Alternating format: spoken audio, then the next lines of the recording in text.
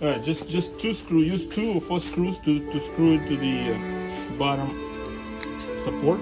One here and one here.